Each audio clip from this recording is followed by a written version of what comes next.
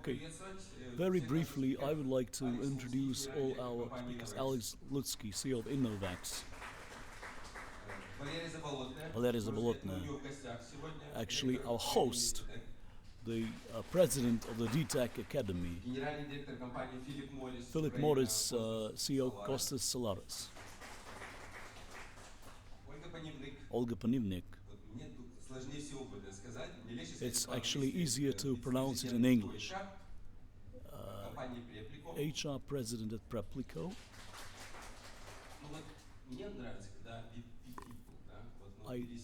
I like VP people, but it's like it doesn't really lend itself to being translated into Tatiana Lukinyuk of Kyivstar. No, we're getting accustomed to calling you that. And Alexey Zhadanov. Now, I knew it would happen, actually. Zhadanov little. Now, as we begin our discussion, I would like to invite each and every speaker to just introduce themselves, to give a little more background about themselves, and speak about the teams that you run and the experience that you've had in managing teams, just to help our participants in understanding the context of your commentaries and also the things that you would like to raise and discuss. Alex? I haven't made up my mind yet, but pretty much everything, the time permitting. Yeah. Good morning, everyone. Alex Lutskiy. I'm the founder of Innovecs. This is a global service company. We are working in the US, Israel, Canada, India. My background and experience, I've spent 18 years living and working in the US. So I have quite a depth of experience of how businesses run in the US and what can be integrated in terms of borrowing experience from those countries to Ukraine. I've been in Ukraine for 10 years now, running a company of 850 people, and I personally oversee financial management and communications and business development. This goes without saying. Valeriia Zabolotna. I currently head up the DTEK Academy. Just to go back to the question of the types of teams that I've run, I've run very versatile teams, and I've earned very versatile experience, starting from a public administration setting, from the corporate sector, and I know from my experience that I've built a turtles team, and just how to find a talent, how to help a talent development if somebody really doesn't know how to develop themselves.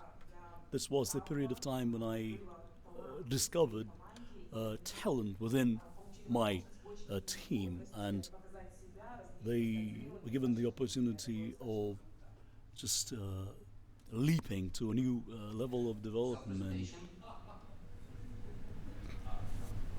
What is the context of your teams? And what kind of questions you would like to bring? All right, fantastic. So my name is Kostas. I'm the managing director of Philip Morris Group for some countries, including Ukraine, based in Kiev. I work for the same company for many years, which I guess is the opposite for many of you. I've lived and worked in a few countries. I'm 1.5 years in Ukraine. I enjoyed it extremely. Before that, I was living in Tokyo. Before Tokyo, in Moscow. Before Moscow, in Athens. And I've done also a bit of Belgium and Switzerland in the past. That's about my background. I've worked in many functions, including marketing, sales, business development, even a bit of finance, general management.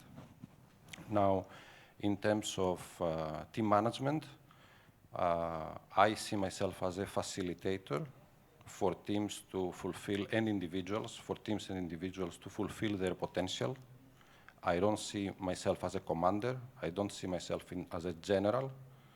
I believe that in self-managing teams that work in an agile manner and a very speedy manner to achieve business results, but also to fulfill their potential in terms of career, and in terms of having a happy life, which I think, and wellness, which I think is fundamental in today's world. Perhaps what I would like to put on the table for today's discussion was the future of work, because as you know, a lot of things changed during the last year, and we are discussing a lot within the company how we should continue in terms of working, remote work, or working from office, or a mixed system. A lot of developments are coming there. A lot of people prefer to work remotely from any location. I have met many people that they prefer to be on a beach, on a sunny country, and work for a US company. And I think we will be competing with all these companies in order to attract all these talents in the future. And therefore, to me, is a very interesting topic to discuss. Спасибо. Чути мене? Чути. Доброго ранку всім. Дякую, що ви тут сьогодні. Can you hear me? This is something very near and dear to my heart. Teamwork. I have a lot to share and I'm happy to be here. Professionally, I wear two hats speaking about teamwork. One is a corporate hat, and this is my story. Started back in the late 1990s. I ran my own business and then Kraft, Monolith, Jacobs, other corporations. I'm going to talk to you about that. And I also had an opportunity of living in other countries, in the US and Slovakia and in Ukraine. And I've had functional team management and project team management experience. And speaking of the other hat is that of a coach. Whenever I wear it, I work with teams to increase cohesion, to encourage companies to achieve better results, to make those teams stronger. There is a third hat. I'm a mother of three, and that is a team that is the most difficult challenge to run for me. And if you learn to do that, you can do almost anything. Now, speaking of my current experience, I've joined Preply. It's like a ride-sharing platform, but on our marketplace we bring together foreign language teachers with anyone interested in learning a foreign language. When I joined Preply 2 years ago, it was a team of 100 people, and we were thinking whether to develop our business in Barcelona or in Ukraine. Now our Barcelona office is larger than the Ukrainian office, and we've also launched operations in the US. Our teams are very versatile. We now have over 40 nationalities on board. Up to 40% of those are women. This is a unique achievement for the IT industry, and we are doing something right. Probably that we increasingly seeing more and more women wanting to join us. And then this is actually the company actually is a future unicorn. It's originated out of Ukraine. Yes, I was very happy to see that Forbes actually calling us that, and when presenting us, they remembered to mention that we originally are a Ukrainian company. That what we've achieved quite substantial results owing to what I would be particularly interested in is hybrid teams, because we have some of the guys who are working remotely from wherever they may be, and how to run a hybrid team with some people at their desk, some patching in remotely, and if we're going to answer some of those questions that the colleagues have raised already. I'm Tatiana Lukinyuk. I have been working within the FMCG sector for over 20 years. I've led marketing and sales teams over the past 6 years.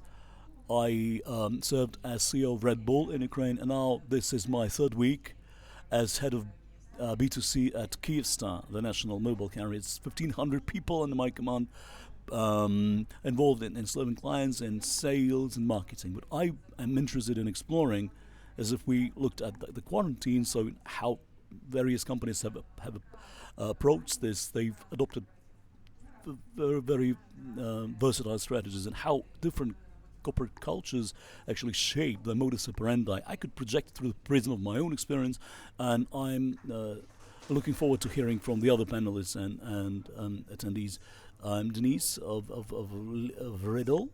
We are building products for personal productivity at Readdle. It's a very startup kind of spirit sort of company. So we originated as a small startup. Now we employ 230 people. It's not the usual path for a startup. We did not do any fundraising, but we won various awards globally. But just as any company, we are now enjoying very active growth, and I would very much like to hear from my colleagues about those various important stages of growth. How you go from 0 to 50, from 50 people to 100, how your corporate culture evolves, and how not to shed our important client focus, we call obsession with the customer, how to retain the best features, and how to superimpose other things on top of that basis, being delivery and management and other things. And this is an exciting area to explore. And future of work, so it's about the work-life balance and wellness and what have you, and what is going to really happen, because the hybrid model is here for good. And how do you go about competing for talent wherever that talent may be based? Okay, I am Alexey Dolgikh. I am CEO of Boyden. I've been working in executive search for the past 20 years. It's not that I help hire teams. It's mostly I don't have that particular facet of experience how to hire an entire team. That would be interesting to explore. I'm not actually that fond of hiring entire teams. One more housekeeping question: how are we going to handle questions? Okay, we invite everyone to send their questions through our Telegram account. Yeah. How do you get connected to that one? Yeah, there's a QR code that opens up our Telegram bot, and I'll be looking at any questions as they come in every once in a while. Okay. I would like to begin by asking a very simple question. Maybe let me start with you, Denis. What's your vision? What's a team today? What is your understanding in terms of what is the color palette of a team that you see today? Now, we as a product-driven company, we've always been about creating products. We focus on our own product. We're not an outsourcing provider, so it's like create a product and see it go to market and acquire clients, and we have been building products for many years. This has been our main focus, but at some point we realized that our main product was our team, because each product has a lifestyle. Our Study Pro, it's already 10 years old and it's already now exhausting its life cycle. But the team that has been built, it has evolved, and our top product is our team. So what is our team is the product of our work. What has changed over the past 12 months? Now, in terms of what's changed, as we've grown, we've created additional departments with their own team leaders, and as we have now grown to surpass 200 people, so it's a natural process that you begin to bifurcate, to create units and to focus on specific functions, and they create their own cultures.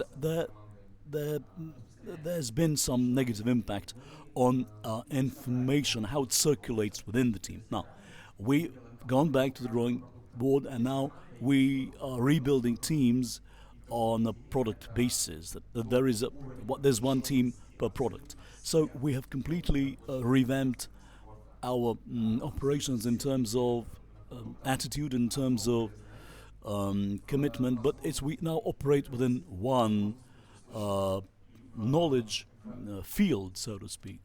Everyone is connected to the same ethos in terms of realizing what it takes to achieve the results that we want, and where each person is expected to contribute. Thank you. Okay. Let's jazz it up. Anyone wishing to add anything? Yeah, it's actually why I find this very relatable. When we started growing, so we realized that the team was our key asset in terms of expanding our delivery, and we have actually, when I set it out by speaking about a team as being capable of achieving great results when they are all committed to the same mission, to the same values. It was we guys who come into us and they buy into our mission and our values, and that is what actually holds people together, even through difficult times.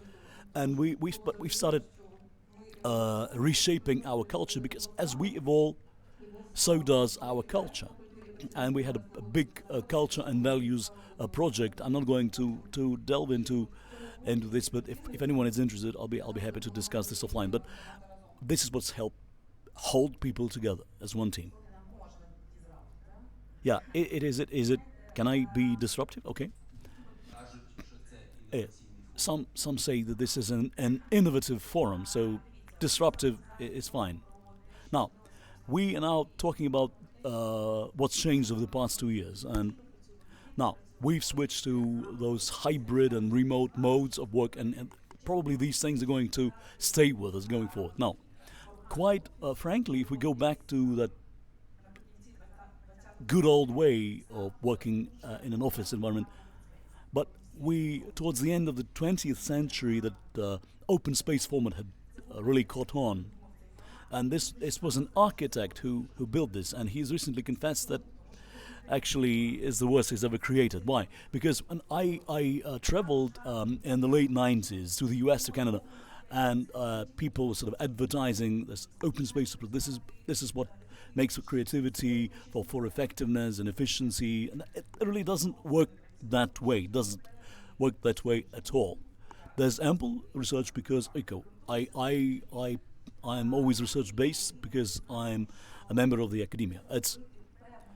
But what data shows, you need to create a certain environment for a certain type of activity. If we're talking about complex, creative tasks, an open space environment is not the right fit. It's not the right fit at all. If we know there is a certain technical task that everyone knows how to execute that task, an open space environment works best. That's what I would like to bring to the table, and feel free to do your own research. So there may be certain group work phenomena, like social facilitation, social linearity, whatever they're called. So a number of features that a leader should learn to achieve greater effectiveness and efficiency of teamwork. So I also had a very fantastic experience of how to work in a team with other people. When I was doing my MBA in Canada, in the early days, we got tested, we got diagnosed basically, and we were broken out into teams, and we were told, okay, this semester you're in this team, and 50% of your scoring will depend on your teamwork. It was completely horrendous, completely terrible. Why? Because we were put in a team with people that were very different.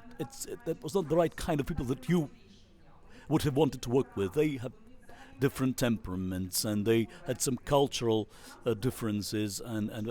But we were told, look, but aren't you here to learn management? You are supposed to learn to achieve great performance with any motley crew. Yeah, but this was like, now we're now sort of touching upon a communication within a team. Now, team development, and it's something that's future of work theme. Let's now tackle that one as the next. Okay, future of work is going to come sometime in the future. What about the present of work? So what has worked over the past year, what hasn't? It's even, we would be more curious in finding out what didn't work. Now, and in terms of work experience, how has work from home reshaped your business and your management framework? Yeah, I would like to begin. Like, speaking of our company now, we have this pre-COVID and post-COVID pictures that but all organizations are comparing. the before and after. So we had a lot of experience in dealing with large organizations. We realized that we are now looking for disruptive individuals and to disrupt any past experience that they might have earned over the past 20 years, because experience earned in the past does not always help you. And now we are following the what we call it's not the where, it's the who, and we learn to be a lot more flexible. So if we are looking at an individual and we try to see where they fit, what they can do. So if there is somebody from a certain department, so like I have a great idea, this is a presentation of 500 slides or something, the person is sort of overflowing with ideas. So we are ready to give that person the opportunity of like moving to another function if HR, where they're now working, is not where they belong. So this is an innovation that we are in the process of launching. It's like very similar to a startup environment. If somebody shows up and goes, I have an idea and I have a vision how I can make it happen, and then that's how you shop for investments in a startup environment. So the change that we've experienced is that we are now sort of morphing into more of a startup-ish corporate culture. We are not as strongly fastened to those rigid scaffoldings that those basically the functions that exist in any corporate environment. But we're looking sort of thinking outside of the box in terms of what could make our company more successful. Now, let me weigh in on from a slightly different perspective, because we, coming from a large corporation, we have adopted a very different approach to comparing the before and after. The first challenge was to stabilize this big ship, because we overnight we ended up having to let people start working from their homes, and then it's like we had to retain that kind of sense of corporate culture of being one entity and project this sort of sense of stability. So it's over-communicating is actually better than under-communicating. It actually held true a year ago, and it is as relevant today as it was 2 years ago. Now, if staying basically focused on each individual, it's next to impossible for a large corporate organization, because you run teams, but you can't have, like, it's a team of stars or a star team, but you can't have 100% of your team members as stars. But it's like, yes, you need several, but you need to keep a close eye on them. But you still need to run effective teams. But what hasn't changed is the importance of involvement. At Red Bull, we did an engagement exercise across several departments. So we found out we had 2 units who had been allowed to work remotely. They actually started losing that involvement. Like what you do when working from home, you can turn off your camera, you can actually set yourself loose in terms of being rude or just or doing other things. At Kyivstar, we are now adopted a hybrid mode, but an office meeting takes half the time than an online meeting. And whenever we speak about, yes, we've done it as a corporation to create a viable work from home model. Yes and no. But in some cases, in some people they were not on good terms with some other people, and it got worse. But in some cases, it got better. And speaking to what we can expect now is there is deferred demand for turnover. Look, people who've stayed on over the past 12 months, now they're back at the office, and this staff turnover kicks back in. So we're going to see more staff turnover across corporations. We're going to see pre-quarantine conflicts exacerbate, and that the question is how to manage this. The number of detractors that are affecting a corporate culture negatively, how to contain it. Yes, because there are always disgruntled employees who don't really like their job or their place of employment. But one of the biggest challenges to top executives is how to retain this cross-functional interaction and involvement and commitment. And there is no one-size-fits-all. It's up to each corporation to figure that out. Somebody goes back to the office completely. Somebody comes up with a 40-60, 50-50, whatever hybrid model. But it's if somebody's been able to completely transform into remote work and Tribute to this one. First of all, we are also a very big corporation, and therefore we have the same challenges as you. We started remote work basically 1 year ago, and we continue with a hybrid model in between, where we had our office open and everybody could go, obviously with certain restrictions, but at the same time, most of the people, a big portion of the people was working remotely. Now, if you sit back and you see what happened during the year, the overall outcome, obviously you lose something and you win something, and I will explain that. Generally speaking, our ENPS, employee NPS, tripled during that period, which is a fantastic result. The question is, how do you do that? I mean, what worked well, and there are some certain things that don't work well. One of the things that work well is that imagine that you are in a conference room, and you have, just it was the case before, and you have 20 people. There are some people that they are always talking, they are sitting in front. There are other people that they are lost completely and they don't participate, etc. The video screen, at the same time, it gives you equality. So everybody has the same space, etc. So you have more participation than you had before. This is one of the things that you gain. The other things that you gain is that you gain time from, practical speaking, time from commuting. There are many cities, including Kyiv, that you can spend 1 hour in traffic, etc., which is definitely lost time, and people realize that. And then they started preferring, a lot of them actually, working from home. At the same time, if you have a business review, instead of, for example, me traveling to Armenia, which is one of my countries, to spend 3 hours in a meeting room, etc., I can do it remotely, etc., it's the same effectiveness. These are the stuff that you win. So you win productivity and you win equality. But at the same time, you lose a bit. What you lose is, what happens in the office, each open space or in offices, it doesn't matter too much. But what happens outside the meetings? What are these informal discussions? The discussions in the coffee space, in the kitchen. What people are coming and they tell you, can I talk to you for 2 minutes, etc. These you totally lose. And in reality, it's more difficult to shape the culture of the company for the future and the behaviors that you need from the team, etc. And this thing that you lose. Therefore, I think that on the one hand, you have to serve what people ask us, which is the possibility to choose where they want to work. At the same time, you need obviously a bit of structure, especially in very big corporations that they try to transform at the same time, such as ours, in order to be able to move forward on this one. This is more or less where we are at now. Я чувствую, как мы набрали.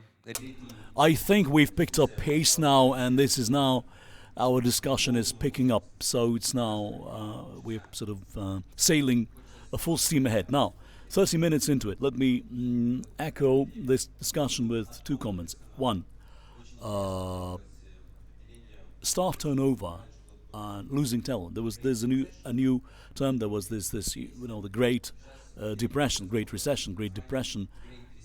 Now there is a great resignation, or great resignation boom is what is now a new buzzword in the US. And it's not that people are leaving to take up a job with another company. It's just that people are simply quitting.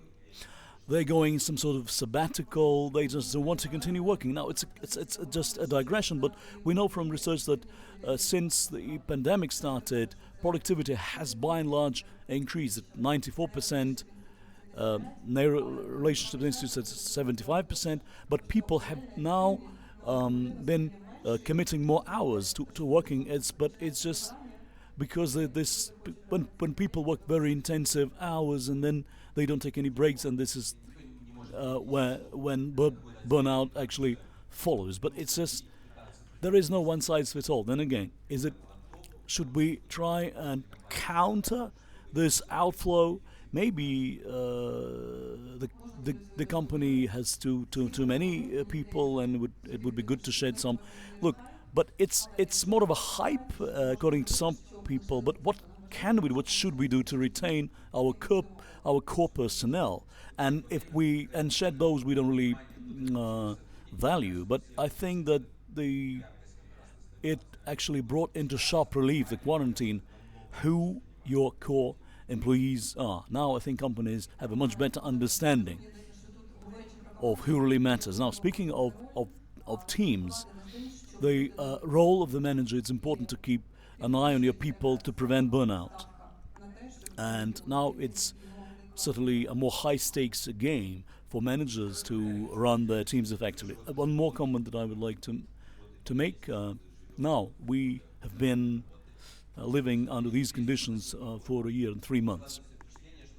If you read the news, you get the impression that 80 or 90% of comments, they are very complimentary about this whole thing, that this opens up such great opportunities, that people are so lucky and so fond of working remotely. I do not subscribe to that assessment. I beg to differ from that viewpoint that such a large majority of people strongly prefer working from home. What do you think? Is this kind of euphoria and this high kind of, is it not overestimated, overstated? But people are different.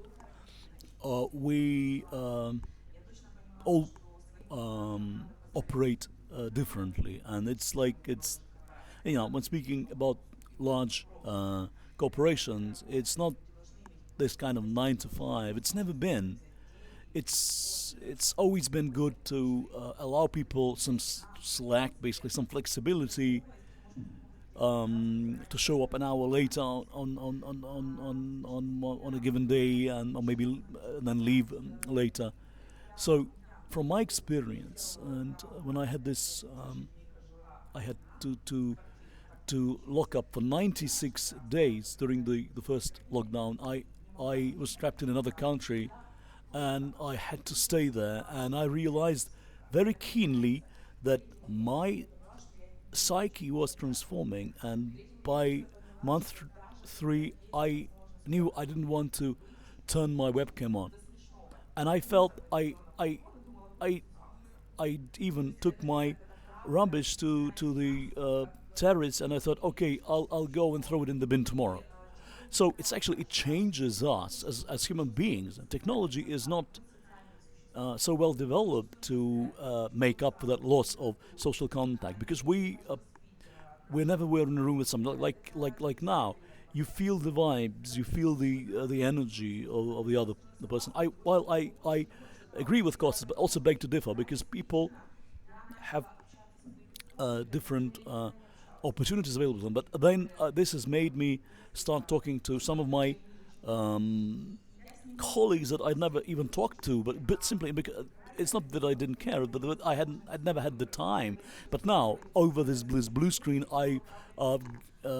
they've gained access to me, and I've been able to talk to them. But at the same time, you don't have this kind of eye contact when everything is done over Zoom or something, when somebody turns their camera off. But what I did, I would turn my camera off, and I would just walk on my treadmill. I wasn't paying much attention to what was going on in the meeting. So I think that flexibility matters. It is valuable, and it is important to have the flexibility of working from home or from an office environment. But remote work is not something as great as it is being portrayed by some people. But but look, and when you look at the audience, the people are so happy to get back together. Well, I understand that rosy picture is somewhat overstated. Look, it's something that we will probably encounter going forward, and it is something that is reshaping the competitive environment. But 6 months ago, we introduced a new function. It's a business anthropologist. It's a new job title. It's a kind of psychologist who explores very deeply, conducts in-depth interviews with people, that sort of thing. So when we started researching that, we found out that people, we're not motivated by money or a project. It's like if you are in IT and you're offered to join a fintech Java project, millions of opportunities in Ukraine and beyond. But people are motivated by other things other than pay. What can you as an employer offer other than pay and an interesting project? This is something that companies should give more thought to. People will be happy to return to their offices if the company is offering more, because you can have a good job and do it from home. Maybe some enabling or development environment, something that would get me from my kitchen to my office. This is a new history, this is a new deal basically, and I'm very much looking forward to seeing how companies are going to respond to this. Well, are you excited or are you shocked? Are you appalled? So look, I'm an old school guy. I'm more a face-to-face guy. I think that it's not that success stories in business have always been built around people who've come together and collaborate. I don't think that sitting in your own kitchen you can create, or in a garage. Okay, in a garage, yes, but in those sort of garage band types of businesses, they also that person was never alone. They were with somebody to create what became successful companies. But I think that collaboration matters. Meeting face to face matters. Yeah, certain roles can be relegated to a remote mode. That is even advisable to achieve scalability faster. In my case, we are happy to hire people wherever they may be in the world. Now, we are raising so many questions. Maybe we may not have the time to cover this much ground, but it's important, as Alex now, why we go into our office. It's to collaborate, because you can do work that is expected of you in front of your computer at home. An office is not your desk. Is a place where people collaborate. I'd beg to differ from some of the previous speakers about this hyper and remote. And I know that I have a large proportion of people who want to stay basically remote, but young kids, they're fine with that. Okay, then they put the phone down, go talk to their friends, and that is the future of the labor market. They are growing up, and they will not be willing to work in an office environment. I have 3 kids, and I know how much time they spend playing with their gadgets. But it's like, actually, they feel comfortable. They already communicate remotely, and they play remotely. But we are social beings, aren't we? And there's research out there that shows that the past 18 months, it's not okay. We are grown-ups, yeah, we're fine. But the young generation, they are losing their ability to feel empathy, to feel the other person. Is just this kind of face-to-face communication. I can read you if you disagree with me, and young kids, they are beginning to lose that, and this is something we should do something about this. And it's I don't know. We need to do more research about this, and either we accept it. But face to face, it's not just words. It's not just exchanging information. It's exchanging the whole universe of feeling and being, a social being that technology has not yet come around to replicating. Just a comment to add.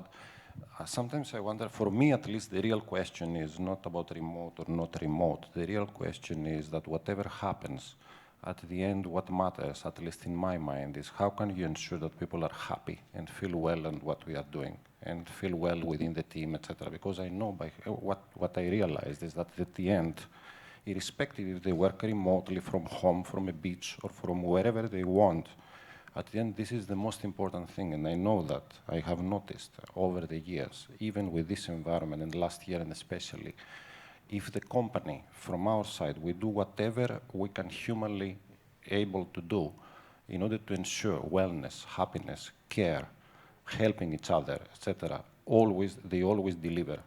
And business That's results. the most important. Yep. No, absolutely. But to me, But we this will comes not after. forget about results. We can No. forget about everything else, yeah? We overachieved actually during this period, and I think the most important thing that is below that is that we focused on care and helping each other, and over communication that was mentioned before. That we are always here to facilitate all the humanly possible possibilities for people to collaborate as they want, and focusing on their personal happiness, which I think is fundamental and is going to be the question of the future. Я бы хотела поддержать и Алекс. Yes, I would like to subscribe to what Alex and Kostas just expressed. One word that hasn't been called today is the word energy. The job of a leader is to impart energy to a team, to energize the team towards new results, towards new creative ideas. To do it via Teams or Zoom, it's next to impossible to achieve that.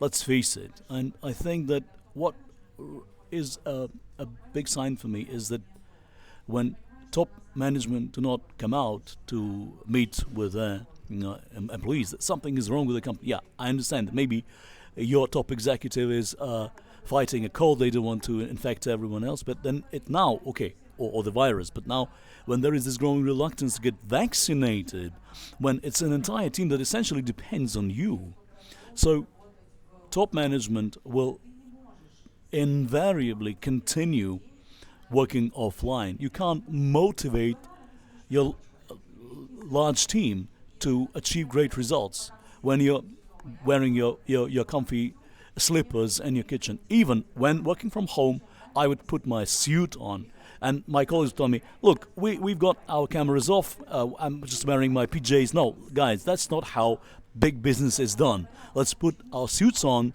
and sit in front of the computers and turn the cameras back on. Now, look, we are learning to impart some of that energy via online means, but most of it, energy exchange, it happens offline, in the physical world, not necessarily in an office environment, at a co-working place, at a cafe, but this only happens in live conversation. What I made a point of is anything important should be discussed live, one-on-one. Tanya, can you hear me? Can you hear me? Yes. Hi, can you hear me? Yeah. So I lost you. Like I didn't hear the last. It's the you're muted. Yeah, it's the most popular phrase these days. Now, I quite agree with this viewpoint. For an innovative startup, there's the whole pandemic and this remote work. It's delivered a very serious blow to the innovativeness. Now, if you've launched the company, if you've got your processes up and running, yes, you can continue. But if you've got to leapfrog to a new level, create something new, and I need more people to bounce my ideas off, just to have more collaboration, more meetings with those people. It's only face to face, and we know from experience that those opportunities, as they come up, they sometimes end up being forgone simply because there is no culture of creating innovations and rushing them to design and development. So that is, it's actually something that you lose when you switch to remote. This remote opens an opportunity to actually stop doing what's not necessary. For example, this whole commute thing and so on. So that there are many ways that we can design our work differently and use that time in a different way. И поэтому, мне кажется, это огромное... And I think that this is a great opportunity of looking back at the way we've worked and which processes need more collaboration, which don't need, but open space is a killer in terms of it kills creativity. When you need to create something, you need to provide an environment where people have the opportunity of harnessing their creativity. And at companies, they do not have they create special spaces. Like at Stanford University, they have creative rooms painted yellow and with lots of plants, and that's what's been found through research, that that is an environment conducive to eliciting your creative capabilities. Now, just as many other companies, we're looking back at what it takes for somebody to perform outstandingly, and what actually is a distraction. Yeah, attention, how we manage our attention span, is really very critical, and that actually shapes the quality of their performance. It's not just about remote versus office work. It's just how you organize yourself, how you manage your own attention span. You spend a long time in Silicon Valley, and your statement that remote work kills innovations, I think that it's having quite an impact on this part. What's going on in Silicon Valley? There's a big pushback from employees like Apple. It's a great letter by Tim Cook, the CEO of Apple, that guys, let's go back. Let's come back to our offices. Why it matters, and it's actually put in very sort of plain language. 2 or 3 days per week in the office is a must. Now, I suggest you all read that letter. It's a huge pushback from the press, from the employees. There was an open letter signed by people to register their protest against being forced to return to their offices. Now it's like Google and Amazon have followed suit, and that they both said, look, we are not dropping our offices. Yeah, we were going to reshape some of the processes, but innovation is what happens when people work face to face. Now, there is corroboration from statistics. Yes, when we were forced into a lockdown, productivity spiked, but then it started falling back down. It's only natural for purely biological reasons. But when you are thrown into an unknown situation, then it's a natural reaction to consolidate yourself and put out your best performance. But then it goes down. I think that it's an interesting question, is this future of work. Let's elaborate on this. So what is your vision about like future of work?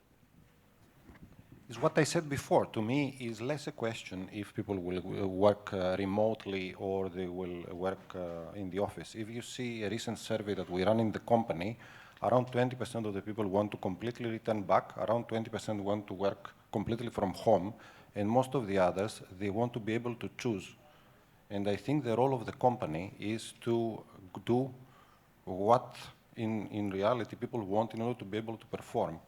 And the question is, how do you organize this mixed system in a way that keeps people happy and keeps the business continue to perform? To me, the real question in reality is that how can you continue innovate and add speed to the business and transform a huge corporation like ours? That's the real question I had before, and that's the question I have today. Is not how can you ensure superior, fulfilling of consumer needs? How can you make sure that everybody is focusing on solving consumer problems? How can you make sure that people are working in a speedy manner? And then, to me, all the other things are means to achieve that, are the ways to achieve that. So I don't have so much this question. If people want to work from home or in a mixed system, I will do that. This is what I have done during this period. I never said, you have to do this. And people tell me, no, I shouldn't do that, and then I make them unhappy, and then by definition, they don't perform. Open space, not open space, is the same. We changed the Kiev office here in open space. Did I like it? No. I have an open space office. Did I perform better than last year, and the team have overachieved on everything that is humanly possible to do? Yes. This is what happened. Does it really matter? At the end, we have more conference room. I have never asked, and I ask the same to my, directors, to my teams, not to oblige people to do a certain way things. At the end, what matters is the end result. If they feel better, they perform better. By definition, that's to me the future of work. How can you make sure that we feel better? I have other questions that are in my mind. Today, there are a lot of people that they like to work, especially in the IT sector, from everywhere. I cannot oblige them to come to office. On top of that, I have to compete with salaries that they are not really Ukrainian salaries, etc. These are the real questions that I have. How can I continue attracting top talent, etc., irrespective, and make sure that I fulfill whatever I want, that I fulfill whatever they want, actually. That's Как мне приятно модерировать дискуссию, когда 4... Yeah, it's good to moderate a discussion when we have 4 speakers just with mic in the hand, willing to weigh in. Now, let me address a different perspective. I've been telling my kids since maybe 7 or 8 years ago, like, guys, you struggle hard to be very smart, or if you can't achieve that, then just relax. So the biggest threat is those white collar workers, the billions of people shifting papers or typing up numbers in their computers. That is, all these jobs will go. This will all be automated. Okay, blue collar work will not be automated, because some jobs it's more economically sensible to hire a person than replace with a high value machine. But we will see a very tough fight for talent. Now, whenever I need somebody, but that person does not even exist, the skill set that I need to meet the challenges in front of me, I can't even find that person because they do not exist. And the same applies to other areas, because I've heard from many executives that they want to hire a person, but such a person does not exist in the market. And it is the ability of quickly finding information and effectively communicating that information, irrespective of their diversity and cultural differences, to be able to think outside of the box and systemically, because in this sea of information, because information grows exponentially, and so does disinformation, and we give in to various manipulations that we need to develop our cognitive skills, and we need to keep moving in this digital world. We've created this world, after all. We've got to learn to live. Let me go back to Kostas' remarks, and I would like to engage in an argument. I'm not going to say something palatable. If we try and meet what people expect to make them happy, they will be happy and companies will be miserable. Look, we speak about hired labor. We buy their labor. We pay for it. Yes, we invest in this. We share our expertise, our energy, that sort of thing. What we're going to see is a big change of streams. People who feel comfortable working in an office environment, they will actually go work for companies who insist on that. If a company needs cross-functional collaboration, it means it happens in an office environment. So some of the people who wish to hold on to their remote work, then they will simply not be applying for those jobs. It's like when you pick your industry, pharma or another industry, or Odessa, this is another dimension of choice. Do I want to work in an office environment? Okay, then I'm not applying for a job with that company. I'm going to apply somewhere else. We're going to see this rerouting of the flows of potential hires, depending on the strategies that companies have adopted since. It's not a catastrophe, it's just a reallocation of talent within the same market. So now, when we are speaking about one thing, and there is this fragmentation that is going to happen within the company, because it's like one size fits all kind of method is not going to work anymore.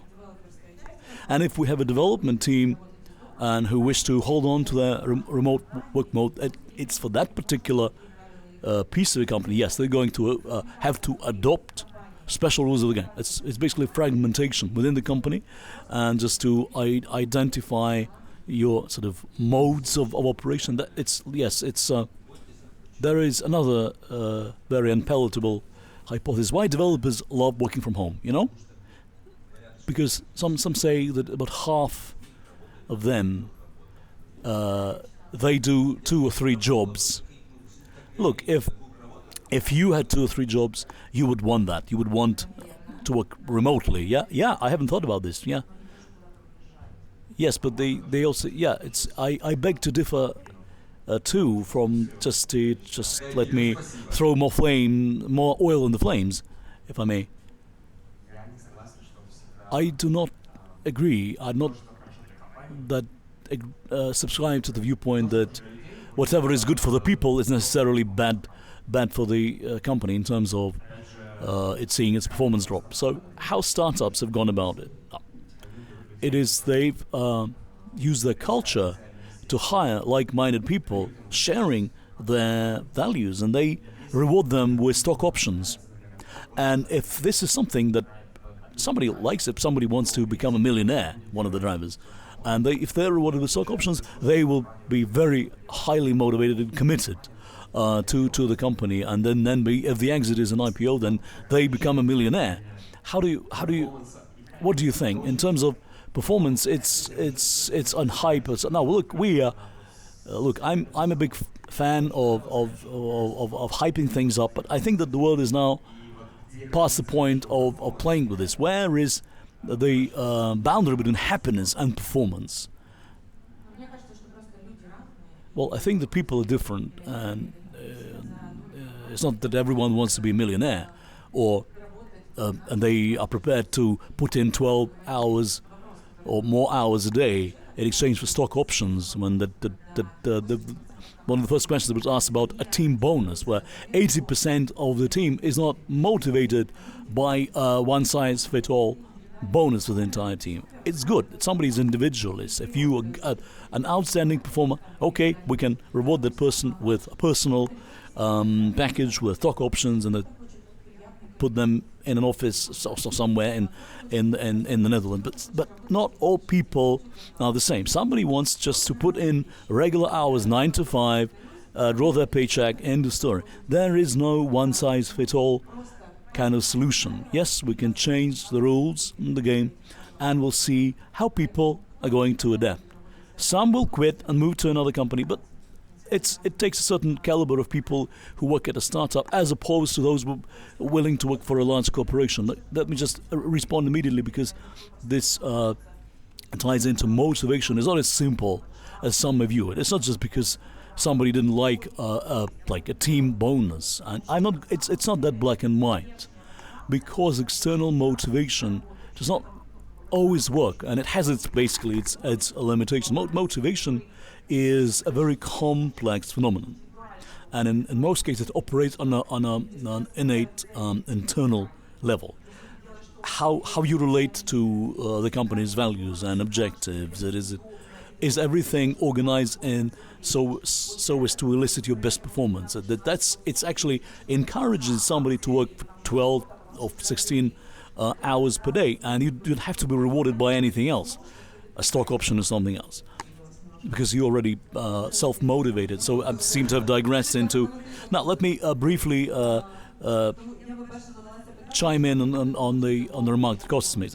It's just going back to why there is reluctance to accept a team bonus. It's just maybe because it had followed a change of concept, that they had been paid personal bonuses, and then the policy changed and they started all getting one team bonus. Over to you, Kostas.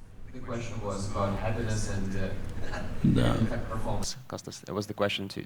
No, I understand. I just wanted to... you should have a lot of remarks regarding the last 5 minutes. I have too many, but I would like to focus, because that makes a difference. You mentioned something that I believe is very important in what you said before, and I would like to elaborate on that. And to me, that's fundamental. You mentioned cross-functional collaboration, and to me, that is where, especially for huge corporations that they want to transform, that's a fundamental challenge and objective. And there is where I see my mission, actually. And I'll explain that. What you have traditionally in the big companies is that, functions, different functions. You take finance, you take marketing, they work in silos, and they have different objectives. The question is, how can you have a management team that works as one team? That's always the question to me. And it starts with sharing the objectives and then creating cross-functional teams to work in projects. And if it's remote, if it's not remote, it's etc. I believe in self-organizing team, and I believe for us being the facilitators for new generation of people that they know more than us, rather than direct them to do exactly specific things, etc. If you see, for example, the company that I represent here, we have around 32 teams on commercial initiatives that they work remotely. They are remotely or in office. They are cross-functional, and they have sprints on 15 days, etc. And this is how it works, and I'm very happy about that. And to me, that's a fundamental, you know, if you want, purpose of the leader, to make sure that his team works as one team. They have shared objectives, etc. I want marketing to care about finance and to be able to deliver financial objectives, and I want finance to be able to be responsible for monthly active users on projects, and so on and so forth, everything. If that happens, to me, it's fundamental. And therefore, the rest is means to an end. У нас осталось 20 минут дискуссии, и я хочу вот сейчас больше и больше вот вспоминать. We have 20 minutes left for our discussion, and I would like to now read out the most sort of spectacular question. What about office romance? How do you get into a relationship if you're working remotely? No. Yeah, it's not the way it works like. But if you work from home, you're not going to get that anyway. So, what is the question that you would like to address out of those that have been asked? This star team versus team of stars. We've tackled KPIs, and now it's a team development. I don't think we've tackled that. Now, you said that the world was in for very groundbreaking transformations, and so much needed to change. And how are you going to get your team to drop all that old knowledge and quickly acquire new knowledge? Well, it's a very difficult question. While we understand what groupthink is and group dynamics and all that, any team, when it is created, it follows a certain life cycle until it reaches its full performance potential with clear stages: forming, norming, storming, performing, that sort of thing. And we need this kind of spend this time courting one another in terms of finding out more about other teammates and the roles that they play, and things like, do we keep our cameras on if we're doing a Zoom call, or keep them off? Is it fine to be a couple minutes late or something? And the world that we've been ushered into, it's throwing us a challenge in the sense that teams are changing. Now, as a manager, I was concerned about staff turnover. Now I'm sort of more comfortable with that. If somebody wishes to switch gears and go find another job, maybe something that I don't have to offer, but any newcomer restarts this whole machine of groupthink and group dynamics. And this is a challenge for each team manager, and it's just how to consciously maintain this entire framework to speed up some of the stages to reach peak performance as soon as possible. We're all different now. Our education system has largely been geared towards things like discipline, following instructions, executing orders, unification. Most recently, as there is this New Deal, diversity, appreciating people's varying backgrounds and inclusivity, and it's not that that other person is not bad or something. They're just different, but there is a place for them to contribute. But it's a difficult transformation. We need to make it part of our training processes and the ability to hear and listen. Now, you can buy so many online courses teaching you to talk, but there aren't any teaching you to listen. But whenever you fail to listen to the other person, you're certainly not getting enough out of your conversation. So the whole point of building some sort of an understanding that the other person is unique, they are valuable, they should be heard, they should be understood. Those are some of the cognitive habits that are not being taught, but it's something that we really need very badly.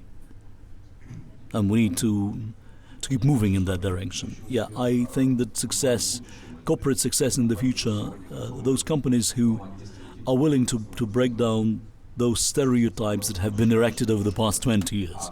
Just as I indicated at the start of this conversation, how do we break down stereotypes? Not just that you change your business processes and governance and you change the job profiles of people who work for you. You want to run very fast, you want to be disruptive and break down those stereotypes, but this is it's going to affect your personnel, and you need to hire for those soft skills sets. It's like when we look at CVs now, it's not how much experience that they've had, but is their personal qualities, how innovative that person is, how inspired they have been by whatever they've done.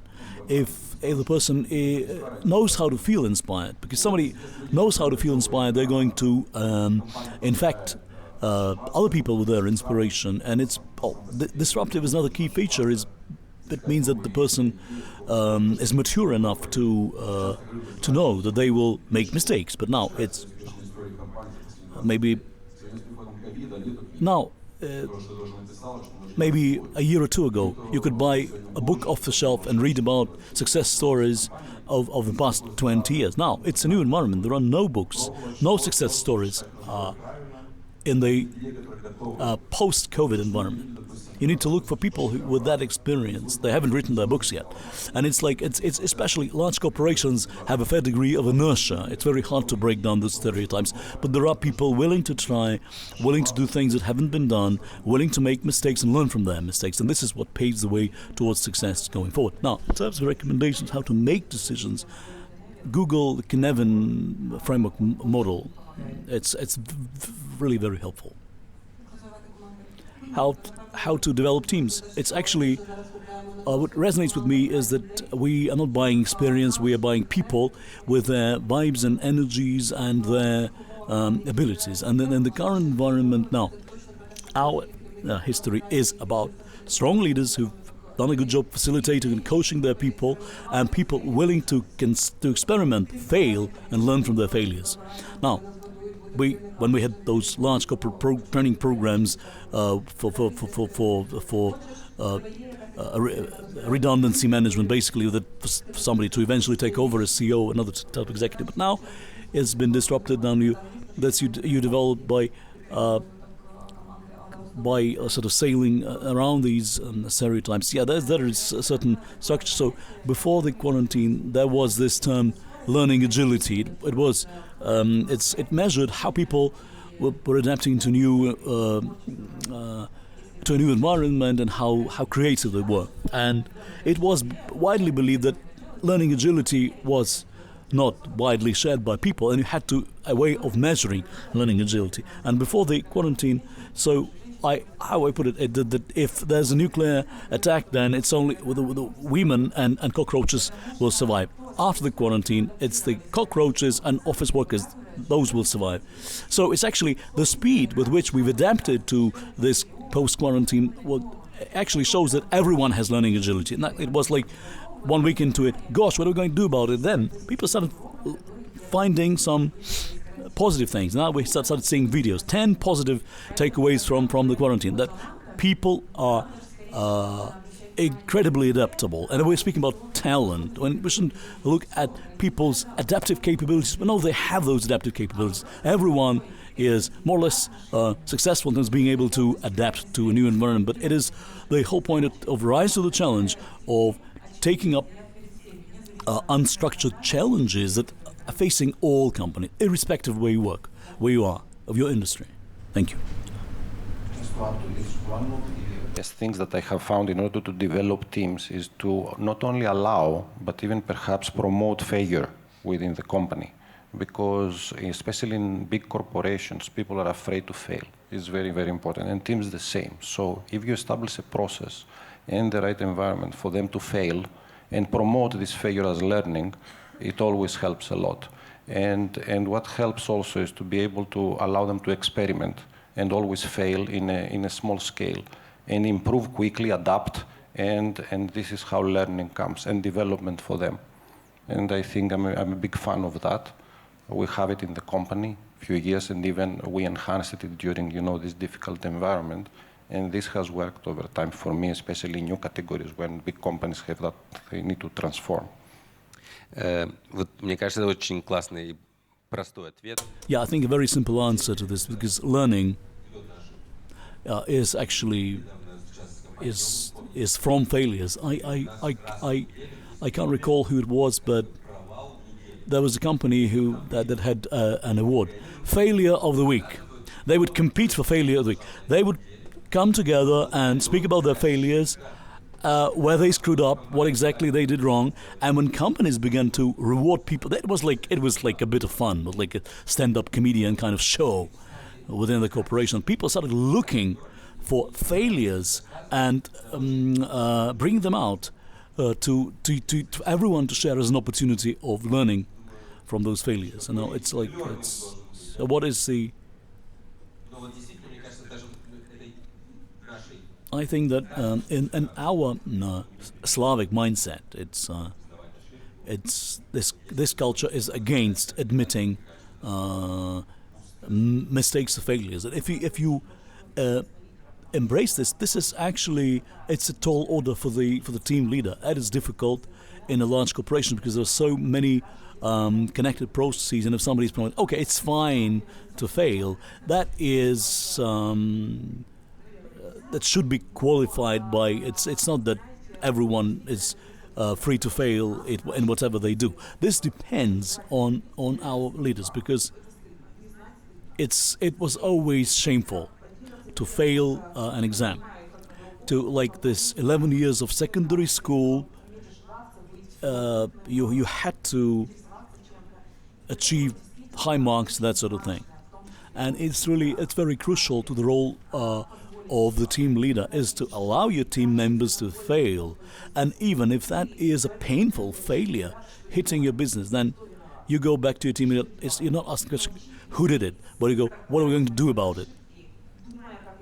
You just reframe it into an opportunity for people to try and do something about it. Now, going back to innovations.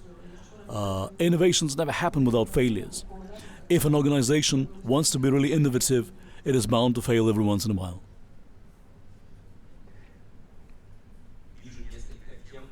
There are several general themes that now we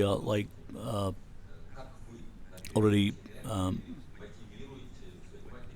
pushing ahead to the finish line. So it's how do you motivate your teams? How do you communicate within your teams? Any magic powder? I think it's physical vibes, it's physical energies. Whenever you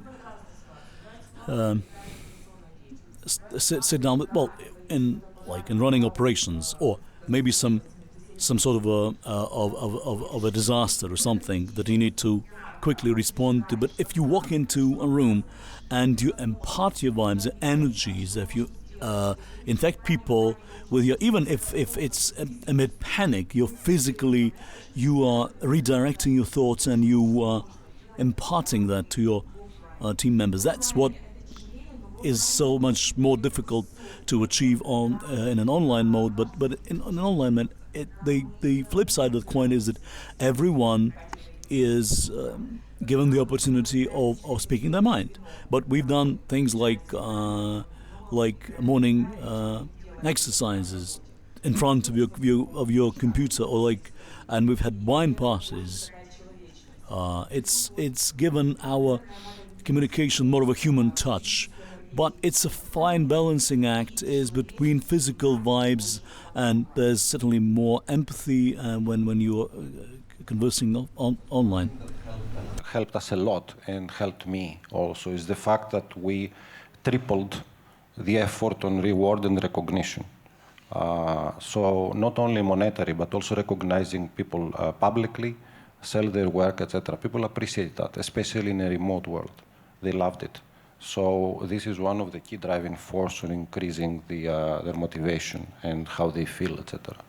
And that went across. Actually, I remember, management team meetings that I was pushing my team members, my colleagues, in order to give more rewards and recognize their people publicly and their team members.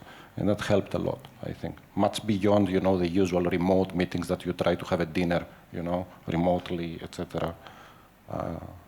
I think that helped. Думаю, в моєму досвіді така In my experience, it's not that you only exchange those vibes face to face, because now people have learned to exchange energies in an online mode, and you can energize your team members in an online call. From what's worked for us, we have attached a lot of significance to recognizing people in a team, to allow them to present their projects, to listen to what they have to say, to be with them. It's something that Tanya already addressed. This, yes, companies, they buy our energies and our knowledge too. But I think mostly results. Yeah, and old school, energies produce results. Now, what's trendy now is to reward people, commend them for doing something outside their comfort zones, to encourage them to do that, to this flexible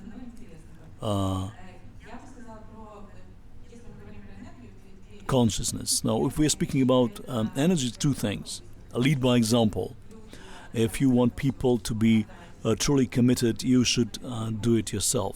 If you want them to come work from their office, you should do it too. If you want good cross-functional collaboration, you should initiate it, just to showing to everyone that you're open to dialogue. And time. Most valuable asset is time that the leader can impart to his or her team. My role is to be available 24/7. If one of my employees is experiencing some sort of an emotional breakdown over the weekend, they can just ask me, they can call me, and then we can have a conversation. This gives you this kind of sense of being together. Irrespective of whether we may be in the office or from home, but I always keep my door open. In my office, if I'm at home, I always have my messengers on. But it's quite normal. I'm prepared to work early in the morning or late at night to execute certain individual tasks or to think about structuring my work. But my work time is all dedicated to my team. That's what's helped me impart energy to them. And the Friday memes too. So what I would like to add is that I would distinguish between leadership and motivation. Many companies now are now even changing the job titles, not from CEO to LEO, Leadership Executive Officer, somebody directing and facilitating rather than managing, and it's easier to look for such people. In terms of motivation, it's not that we hand down things that we impose on our employees we want them to do, but it's when people come in with their own ideas, that they want to achieve something that they would like to accomplish, and this is very good, and it works in online mode when it's not the ideas are getting communicated in a top-down fashion, but it's people coming with their own ideas, sharing them, and achieving them. So motivation is something more sort of bottom-up than top-down. Denis, can I close? Let's close. Let's wrap it up. Okay, this is what it sounds like. It sounds very simple, very easy to do, but I think that to manage a team, to run it, to support it, to motivate it, even if somebody were to leave, and how to get over that experience, this is very hard work. And I would like to wish you to have every success and strength to impart to your team, and may your teams achieve great success this year and beyond. Let us thank our distinguished speakers.